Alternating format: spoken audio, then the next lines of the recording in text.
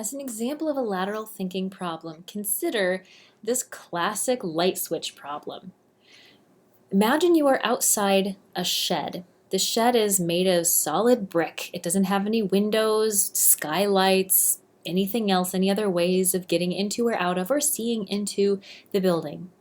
Inside the building are 3 light bulbs labeled 1, 2, and 3. Outside the building are 3 light switches labeled A, B, and C. On the opposite side of the building is a door. Now, here are the rules. How can you figure out which light switch goes to which light bulb while only going in the building once? You can't do any sneaky cheating things like propping the door open and then going and looking several times. You can't have a friend hold the door open for you. You can't set up a light sensor and then come back out and then flip the light switch. You don't need any of that business. How can you, with 100% certainty, 100% confidence, figure out which light switch goes to which light bulb? Each switch goes with exactly 1 bulb, and there is a way to do it. You just have to be kind of sneaky about it. So what I want you to do is pause the video, even if it takes 2, 3, 4, 5 minutes, that's okay. I want you to really spend the time and the effort to try really hard to answer this question as best you can. How can you figure out which light bulb goes with which switch, only going in the building 1 time? Okay, so hopefully you took a couple of minutes and really tried your very best to answer this question and really tried to play around with it. Usually when people approach a problem like this, they'll say, oh, yeah, okay, I know it. What you have to do is turn on A and B and then go inside and then oh, wait, okay, that doesn't make sense. And then they'll try again and they'll say, okay, what if you turn on A and then you turn on B really fast and you run in and you look at it? Would that work? Nope. And then people start to come up with sneaky ways of doing it. Okay, here's what I'm going to do. I'm going to drill a hole in the wall so I can peek in at the same time that I'm flipping the light switches. No. What if I set up something to keep flicking the light on and off, and then I'll go in and the one that's flicking on and off? No, that's all breaking the rules of the game, or at least the spirit of the game. There is a way to do this. You ready? You want to hear what it is? Okay, so here's the answer to the light switch problem. Well, first let me give you a clue. The clue is this. What else is given off by a light bulb besides light? Take that clue, pause the video, and see if you can figure out the answer to the problem if you didn't figure it out before. You should have come up with the answer, heat. Assuming we're talking about a normal incandescent light bulb, not only do light bulbs give off light, of course, but they give off heat. So here's what you do. You turn on one switch, let's say A, and you turn on another switch simultaneously. Let's say you're going to turn on B. You're going to leave C off, okay? So now what you do is you turn B off, very quickly go around the building, go inside. The light that's on is A. The light that's off but hot is B. The light that's off and cold, that one's C. See, we didn't need to do any of the sneaky cheating behavior of flipping the switches back on and off or holding the door open or drilling holes or anything like that. You just have to approach the problem in a different way. You have to recognize that not only do light bulbs produce light, but they also produce heat. Now, it makes me wonder, as we go more towards CFLs and other light bulbs, other than the sort of traditional incandescent, we get more fluorescence and things like that, they don't produce the same effect. They don't get hot. So I wonder how long this problem is going to work, if it's just going to age out in 50 years, or if it will still be relevant and useful to people. But again, it's really hard for us sometimes to get past the idea that the reason we have light bulbs is to see stuff, not to feel stuff. So there's a special type of lateral thinking that's called insight learning. So lateral thinking is this more sort of umbrella term. Insight learning is this subtype. Insight learning is a problem where you suddenly realize a solution. So in fact, the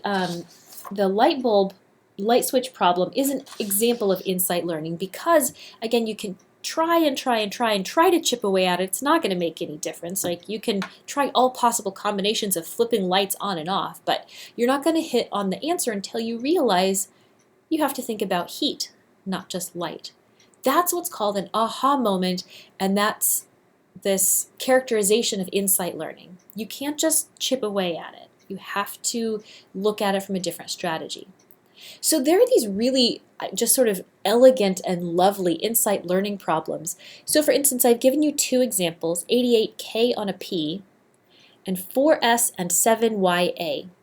These represent common English phrases that probably just about everybody in class knows. So see if you can understand what 88K on a P might refer to. And then can you think about what 4S and 7YA stand for? What does that mean? Let me give you a hint for the first one. If you don't know 88K on a P, your hint is music. And your hint for the second one, 4S and 7YA, I will give you the hint Abraham Lincoln. See if that helps. So my guess is that a lot of you just had this mental light bulb. Aha! Oh, I know what it is. 88K on a P is 88 keys on a piano. Right? Oh, of course. 4S and 7YA, 407 years ago. Right? Once I say it, you're like, oh yeah, okay, sure. Here's the thing, even to do well on an insight learning problem, you have to have some background knowledge, right? If you are not native to the United States and you don't know a lot about American history, you're probably going to have a lot harder time answering the 407 years ago one. If you've never played music and you have never played with a piano before, you might not know there are 88 keys on a piano. So insight learning, as with most problem solving, requires both knowledge and skills. Right? We have to know how to apply the skills, but we have to have the background content knowledge. Pro tip, that's kind of how education works, right? Like this class, you have to know the stuff, you have to know the content, but just knowing the content, like knowing about music, won't necessarily make you know the answer to 88K on a P. You have to also be able to apply the information you've learned in a really useful way. If you like these insight learning problems, I have a whole bunch of them for you. This is not something that you have to complete, this isn't homework, but I just think these are so much fun. I'm not going to give you the answers though. I'm going to challenge you to take these home. If this is something that catches your imagination like it does mine, print this out, take this home with you, practice with it, and see how many you can get. My bet is you'll be able to get, half or so, but then the other half, you're really going to struggle with them. Don't give up and don't look up the answers. Please don't just Google. That's cheating, right? Don't Google. What you should do instead is put aside the ones you don't quite know and come back to it in a day and look and be like, oh, because sometimes just a little bit more time, letting your unconscious mind do some of the processing, it will help you get to that aha moment. And you may even get all the way down to just the last one or two, and they will just be killing you and going, oh my gosh, I wish I knew what this was. If you really try and you've given yourself a chance for your unconscious mind to help you out and you still can't get it, then I give you permission to Google them. But again, really, it's a lot more fun to play with it and figure out the answer yourself than to just see the answer online. Okay, so we've talked about a lot of different ways to approach problem solving. Now, at the same time, it's important to consider things that can go wrong. What are some ways in which we might not problem solve super well? I'll go through a few of these different barriers to effective problem solving. Mental set is one example. When we have a mental set, we tend to approach a problem in just one way. For instance, I don't know how many of you have seen the movie Castaway starring Tom Hanks. It's a few years old now. But there's this, so the premise of the movie is he works for FedEx, or I think it's FedEx, right? So he works for FedEx, and he's on this plane delivering a bunch of packages across the ocean, and the plane has this big crash, and it sort of crash lands in the ocean, and he ends up on this desert island by himself, and eventually a few boxes of FedEx packages wash up on the shore. So he's like trying to survive. He's like fighting for his life. And so he opens up these packages and he starts, he's like, oh, great, a pair of shoes. That'll work great. And he's like, oh, some scissors. Or, I'm trying to think of some of the other things that he finds. Anyway, so he finds these objects in the boxes and he's like, yeah, that's going to be completely unhelpful. And this thing, yeah, okay, that's actually really useful. So I distinctly remember when I was watching this movie in the theaters, he unwraps this box of ice skates, and he's looking at it. You see him here in the picture, and he's like, And I remember very vividly going, that's going to go in the discard pile. But you know what he does is he keeps them. He puts them in the keep pile. And I was like, what? Because here's the thing. Remember how I said successful problem solving requires both knowledge and an appropriate approach to it? At that stage in my life, I had never gone ice skating. I had never touched an ice skate. I had never in real life seen an ice skate. I didn't know how they work. I didn't know anything about them. And so I thought naturally he's on a desert island. He can't do much with ice skates. It's going to get chucked into the discard pile. But as it turns out, the ice skates are among the most useful items that he unwrapped from those boxes. Why? As anybody who's actually interacted with ice skates would know, they have a sharp and hard metal blade on them. He uses those ice skates to cut and to hack and to chop. They save his life. Whereas if it were me, I would have chucked it aside. That's called fixation. Fixation is where we think there's only one way of using an object. I cannot think about its other possible uses, right? Maybe a spoon is for eating, possibly for digging, but if you don't think about anything else, that's fixation. Think back. So I asked you to do that mutilated checkerboard problem. If you don't know what I'm talking about, go back, watch the previous part, and review it. So I said, do you want to do it through an algorithm? Well, no, because it's got 750,000 possibilities. Once you think about it in a different perspective, though, the answer becomes clear. So if your mental set is the only way to solve this problem is to put a whole bunch of dominoes out and, okay, that way didn't work. Oh, nope, this way didn't work. Nope, that way didn't work. You would be doing that for a very, very long time. If that's the only way you can think of to approach the problem, that's a mental set. So I'm assuming you're probably by now desperate to know the answer to the question, can you do it? The answer is no. You can't. It is impossible to fill all squares on this mutilated checkerboard with dominoes. You can try, and in fact, I encourage you to try. But I can prove to you that it's impossible.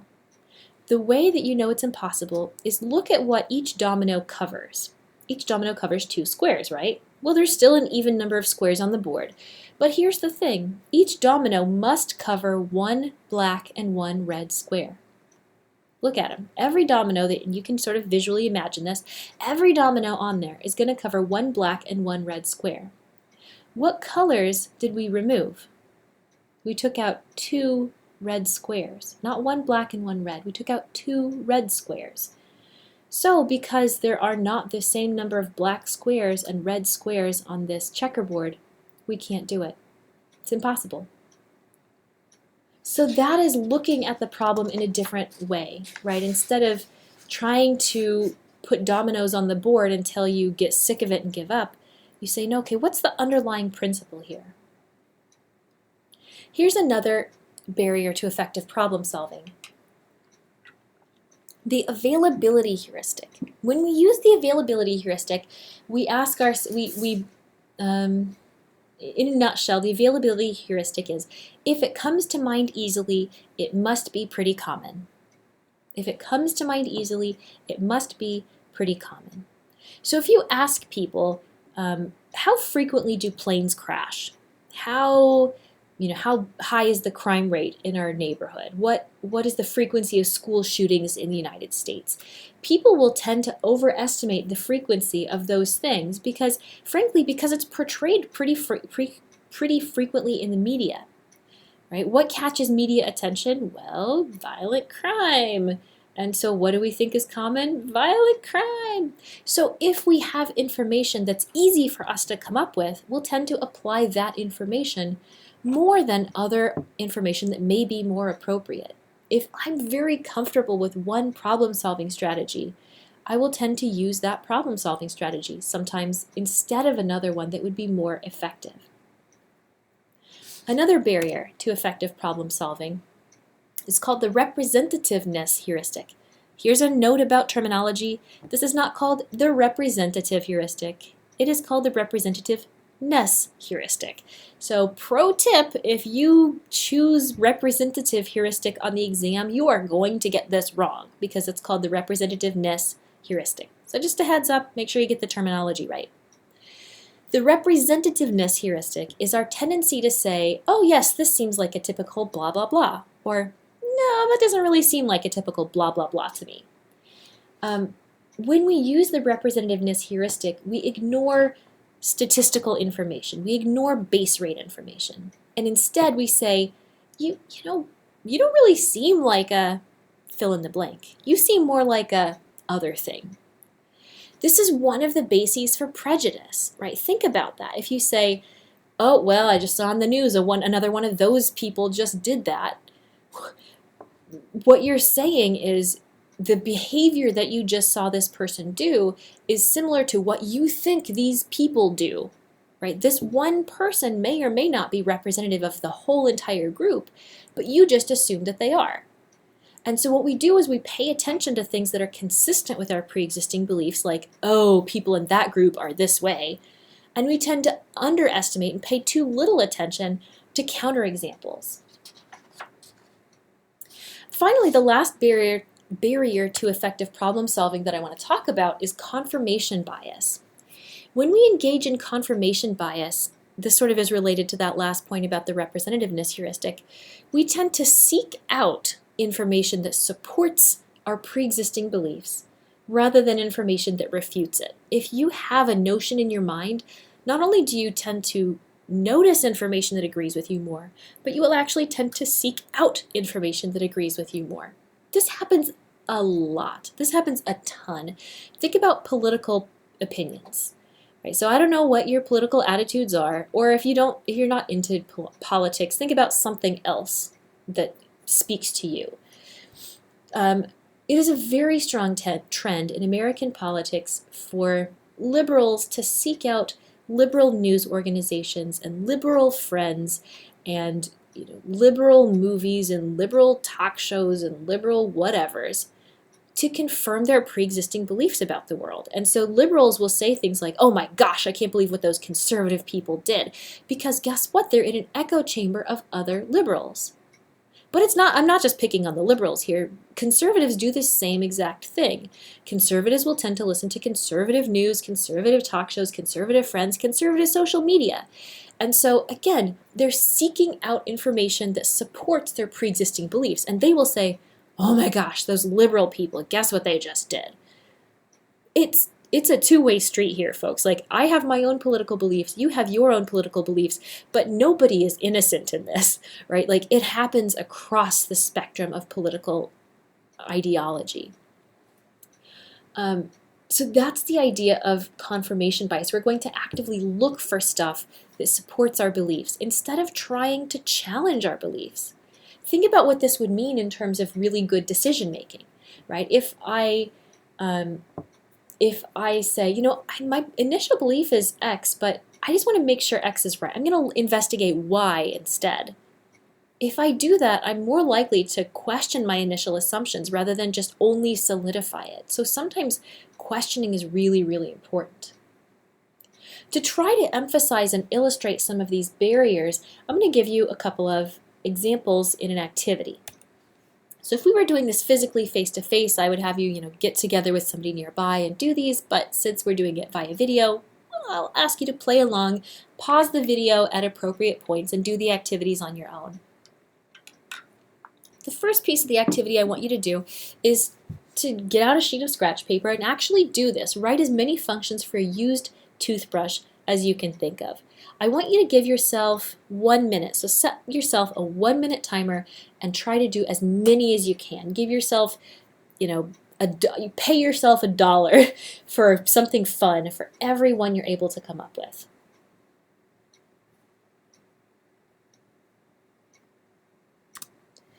Okay, so hopefully you paused your video, you gave yourself a minute, and now you're ready to see how you did. Think to yourself, how many different possibilities did you come up with? Usually, at a minimum, people come up with about 4, let's say. So people will very frequently say things like, I would use it to clean a toilet. I would use it to clean jewelry. So people will often say some sort of cleaning thing. Another really common example would be, I would use it as a brush. I've had students say, I would use it to brush my pet gerbil, right?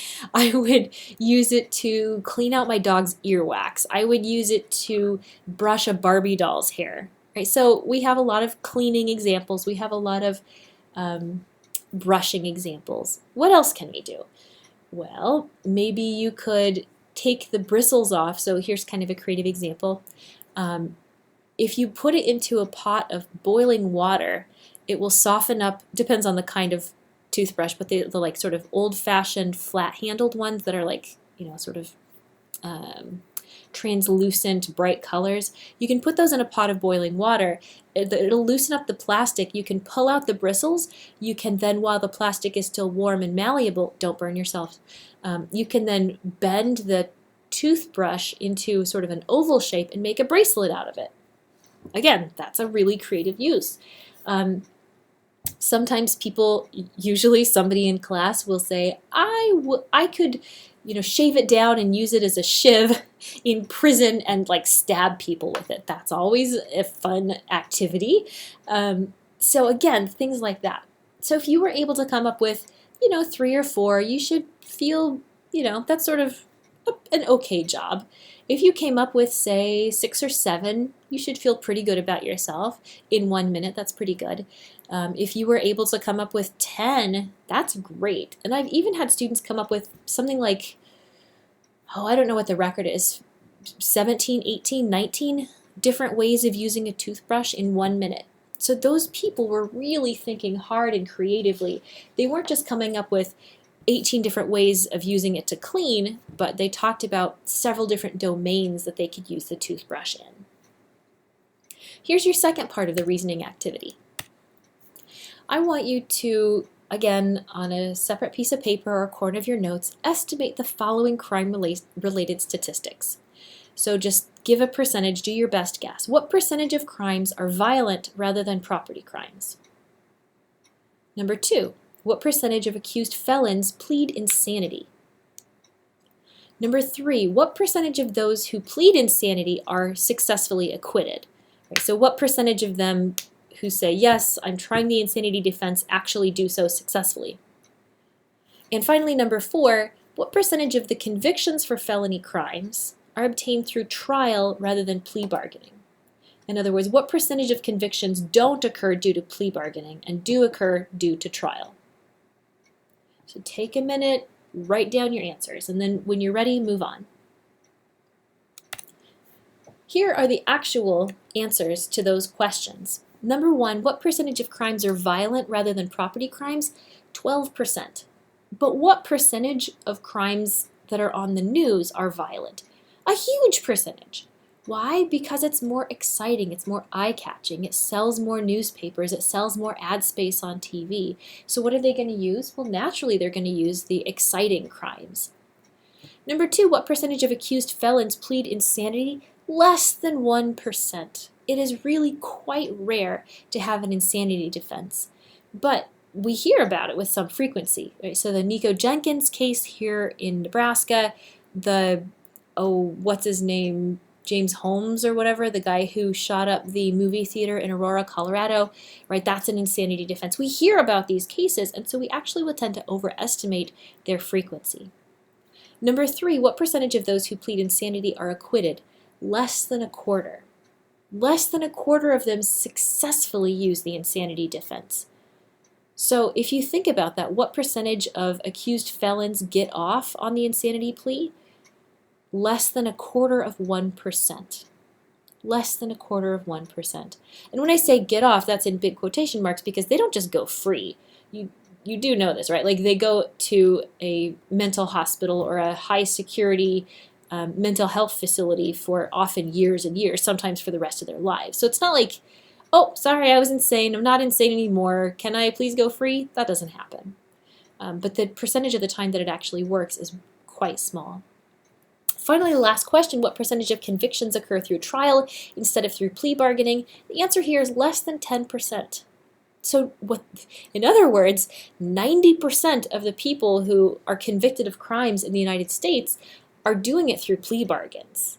90% are doing it through plea bargains. So when you hear about trials and you hear about so-and-so is convicted of X, Y, and Z, that's frankly the small minority of cases. 10% are going to trial. Why do we hear about trials so much more? Because they're exciting, because they're eye-catching, because they stretch on much longer than a plea bargain. And so it actually has important implications for the